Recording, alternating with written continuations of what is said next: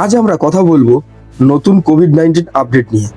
বিশ্বে আবারও শোনা যাচ্ছে করোনা ভাইরাসের নতুন রূপের কথা। কিন্তু এই নতুন স্ট্রেইন কতটা ভয়ঙ্কর, আমাদের দেশে এর প্রভাব কতটা এবং আমাদের কি করণীয়, সব প্রশ্নের উত্তর পাবেন এই ভিডিওতে। তাই ভিডিওটি পুরোপুরি দেখুন। যদি আমাদের চ্যানেলে আপনারা প্রথমবার আসেন তাহলে অবশ্যই চ্যানেলটিকে সাবস্ক্রাইব করতে ভুলবেন না। সম্প্রতি WHO এবং অন্যান্য স্বাস্থ্য সংস্থা একটি নতুন কোভিড-19 ভেরিয়েন্টকে শনাক্ত করেছে, যার নাম দেওয়া হয়েছে KP2, যা XBB লাইনের একটি অংশ। এই ভেরিয়েন্ট দ্রুত ছড়াচ্ছে কিছু দেশে, তবে ভয়ের কিছু নেই।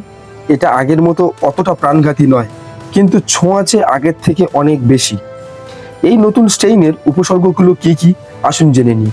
গলা ব্যথা, হালকা কাশি, সর্দি, মাথা ব্যথা, অল্প জ্বর এবং শরীরের ক্লান্তি ভাব, এগুলো অনেকটা সাধারণ ঠান্ডার মতো, তাই এটিকে আলাদা করা খুবই কঠিন। তবে যদি উপসর্গ থাকে, টেস্ট করানো জরুরি।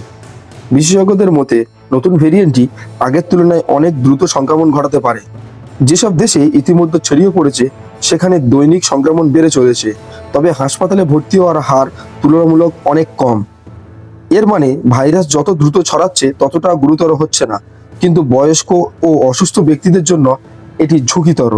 ভারতে ইতিমধ্যেই কিছু রাজ্যে নতুন কোভিড কেসের সংখ্যা বাড়ছে।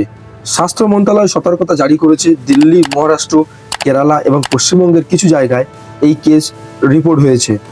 সরকার আবারও টেস্টিং এবং টিকাদানের উপরে জোর দিচ্ছে, নতুন করে মাস্ক পরার পরামর্শ দিচ্ছে জনবহুল এলাকায়। আমাদের প্রত্যেকের উচিত কিছু বিষয় মেনে চলা, যেমন ভিড় এড়িয়ে চলুন, মাস্ক ব্যবহার করুন, নিয়মিত হাত ধুয়ে নিন, উপসর্গ দেখা গেলে নিজেকে আলাদা রাখুন, টিকাদান সম্পন্ন করুন, হ্যান্ড স্যানিটাইজার অবশ্যই ব্যবহার করুন। এছাড়াও স্বাস্থ্যবিধি মেনে চলা শুধু নিজেদের নয়, সমাজের জন্যও দায়িত্ব।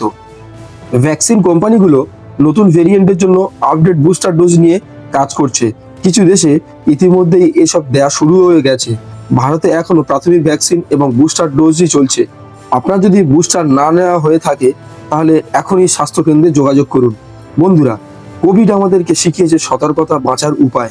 নতুন স্ট্রেইন এসেছে ঠিকই, কিন্তু আমরা যদি সচেতন থাকি তাহলে বড় বিপদ থেকে নিজেকে ও পরিবারকে রক্ষা করতে পারবো।